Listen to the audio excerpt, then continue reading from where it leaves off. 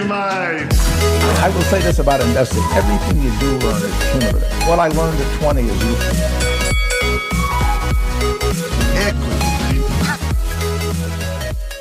Welcome to another episode of Equity Mates, a podcast where we help you learn to invest in roughly 45 minutes or less. We break down the world of investing from beginning to dividend so that you can hopefully make some returns. My name's Bryce, and as always, I'm joined by my equity buddy, Ren. How's it going, bro? It's very good, Bryce. Very glad to be with you again. Again?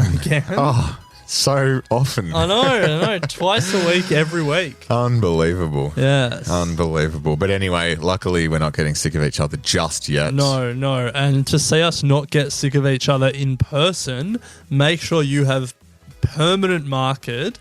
Get that black Sharpie out and write it in your diaries. Melbourne, 23rd of October. Sydney, 29th of October. Be there or miss out. Or be square, as they say. Yes. So welcome to the show. If you're new to the show, welcome to our journey of investing, and I guess welcome to the community of Equity Mates. Super excited to have you joining the show. And yeah, please come along and join us at our live shows. They're going to be awesome.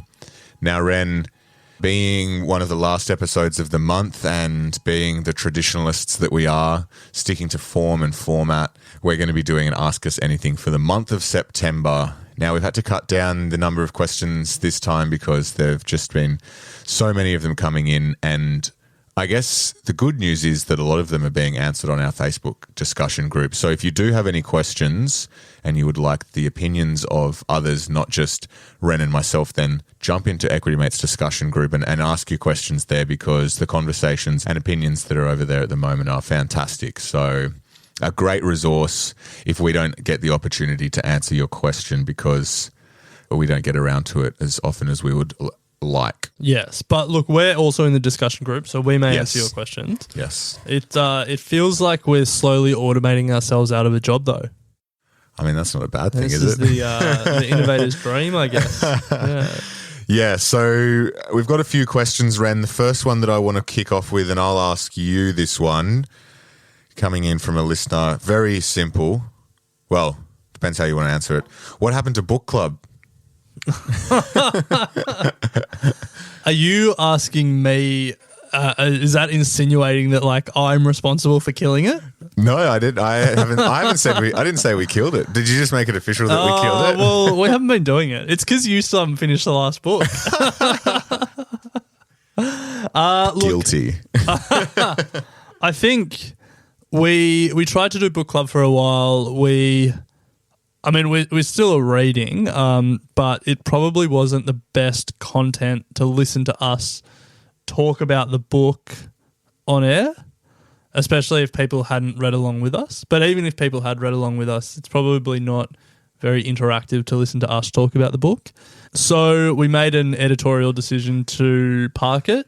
Park it, yeah. If you want it back, then by all means, let us know.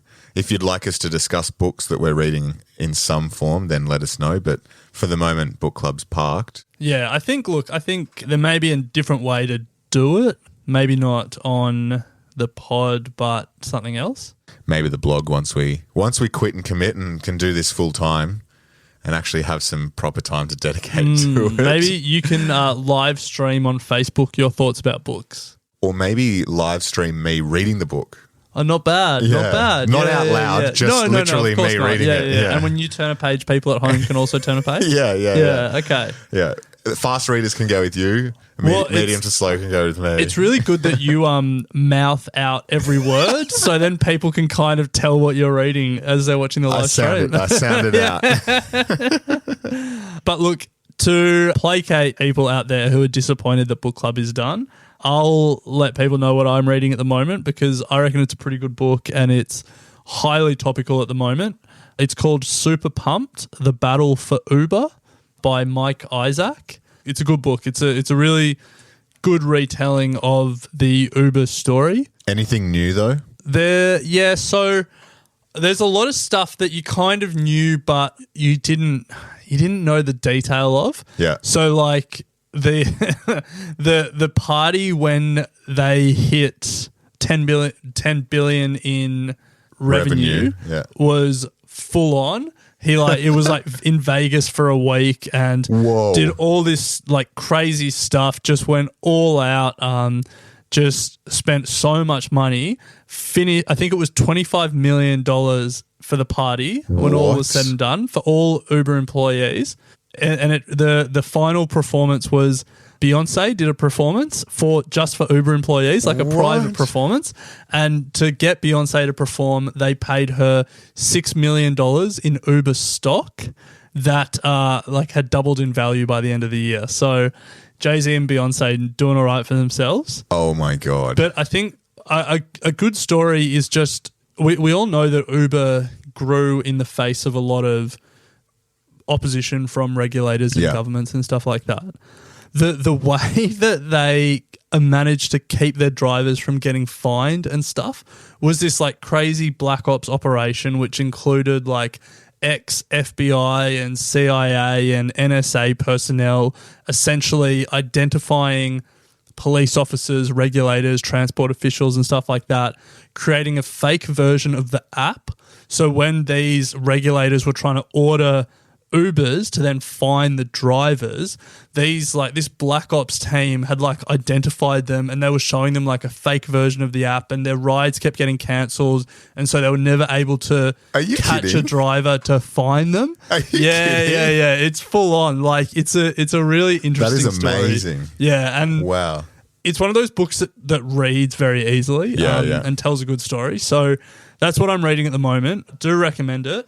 Uber's share price is down almost 30% from its high since going public. So Uber's story is still definitely being told. It's an interesting situation at the moment. But even though we're not doing book club on air, we're still reading. And if you want to read along with us, that's what I'm reading at the moment. Yeah, wow. Yeah. I might get on that. Yeah, do it. We'll put it on our website, on our books page, and if you're interested as well. Are we bringing book club back? No, it's parked. Maybe it'll be Ren's book bits, and you can give us a quick snap. Just like that. Just that's one story. Yeah. Yeah, okay. Once a month. No, but you have to do it as well. Yeah, true. What are you reading? I actually am revisiting Ray Dalio's Principles at the moment. Oh, okay. Yeah, nice. Yeah. And there's a few of those investor reports that Daniel Want has actually sent through to us. I don't know if you've read them, but for listeners of the show way back, Daniel Want was a systems economics investor.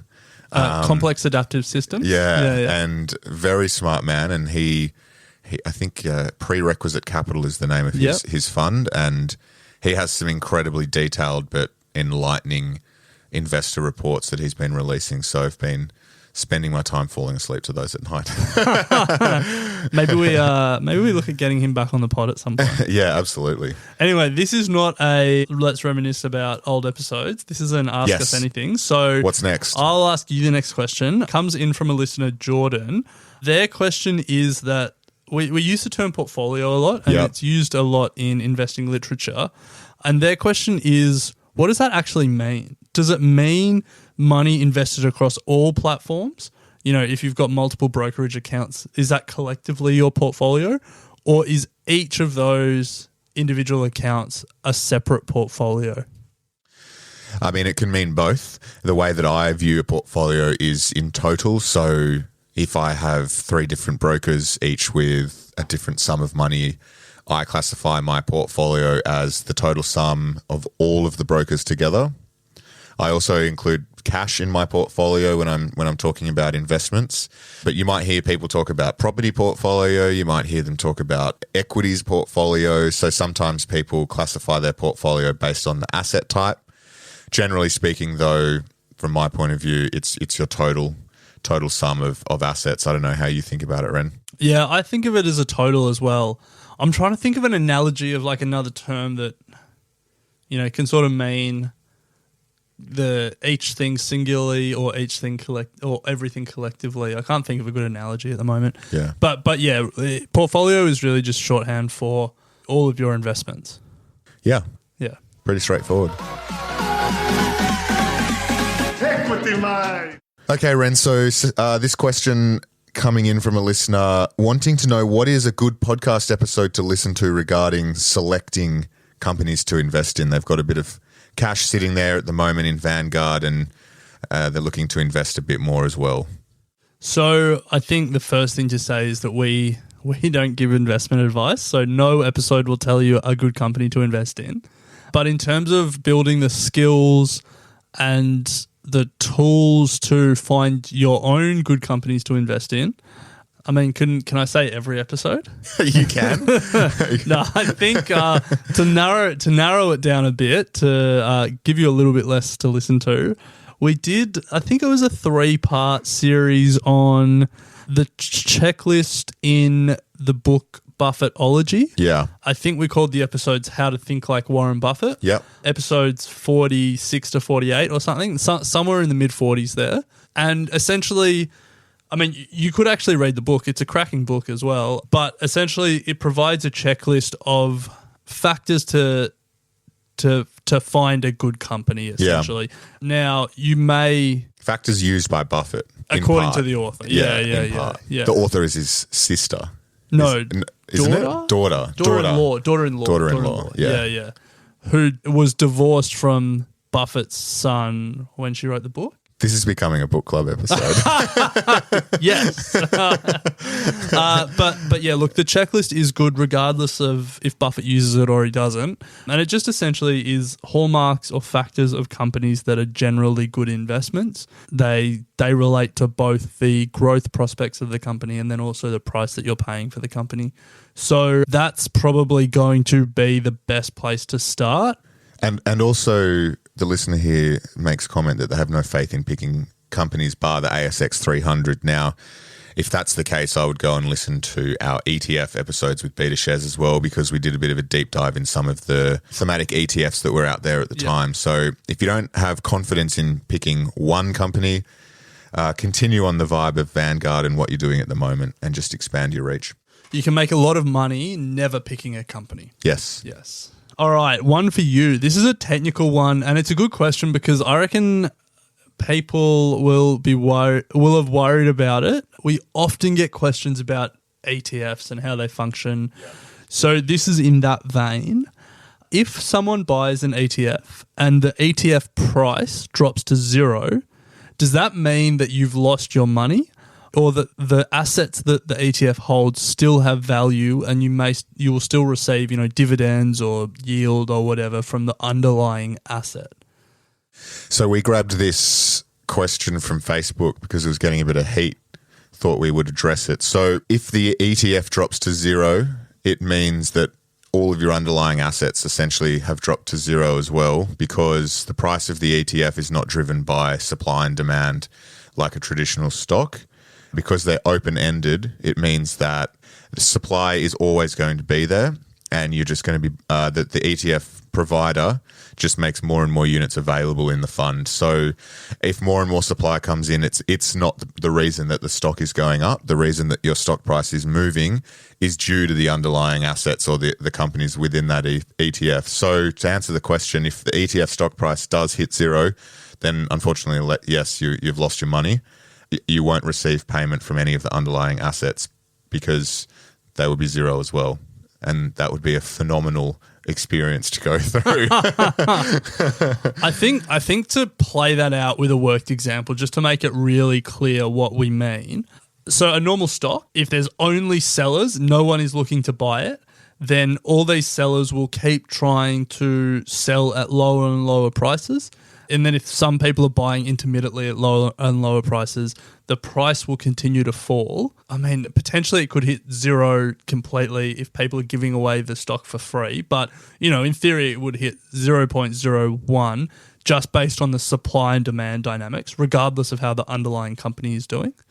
That's not how the ETF works. If everyone is just trying to sell the ETF, it's not like they have to match that with buyers. Instead, the ETF provider actually becomes the market maker. When you sell it, they give you your cash and then they destroy that unit of the ETF, and then there's just less units existing of the ETF. And so in theory, everyone could sell the units of the ETF. the ETF provider would give cash to the people that sold it, and they would just destroy all those units. And so for the people that were still holding the ETF, the price would remain the same. Unaffected, yeah. Yeah, so it's open-ended, as Bryce said, and that removes that supply and demand dynamic that you see with prices. Good question, though. Yeah, very good. Yeah. So to wrap it up, Ren, this is also a good one coming in. Do we know or have an opinion on any NZSX ETFs on the Australian Stock Exchange? So firstly, NZSX. I assume New Zealand market. Yep. It potentially could just be NZX as well, I think is how you see it written.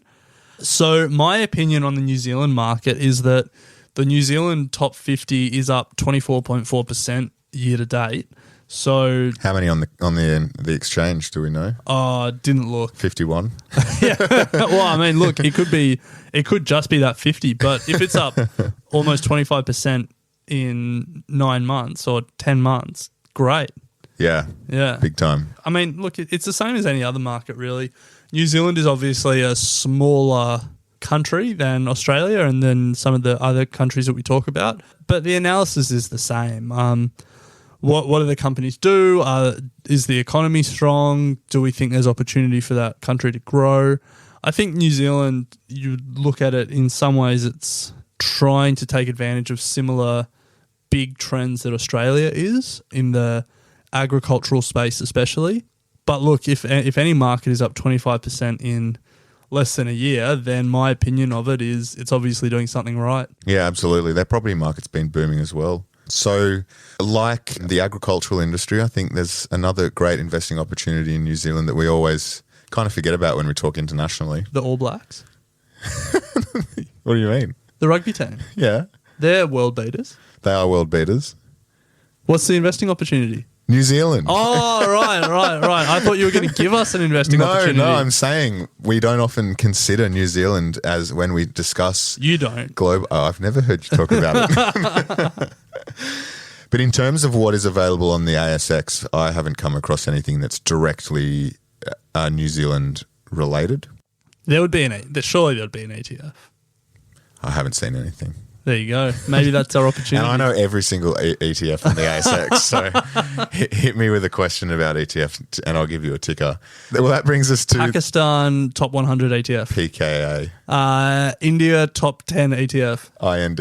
Jeez, you're good. I mean, keep them coming. I can do this all afternoon.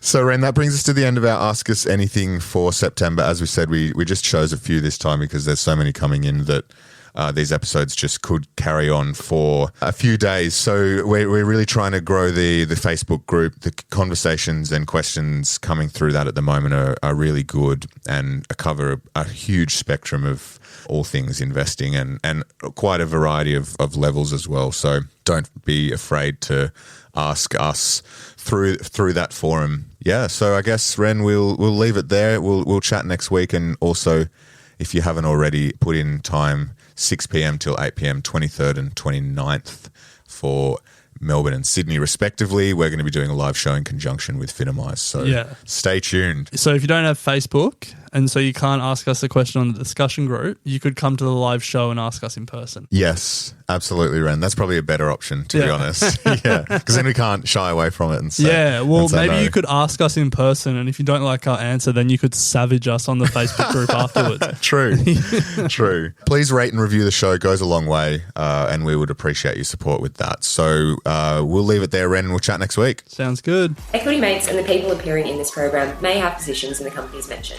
This is general advice only. Please speak to a financial professional to understand how it may pertain to your individual situation. Equity Mates.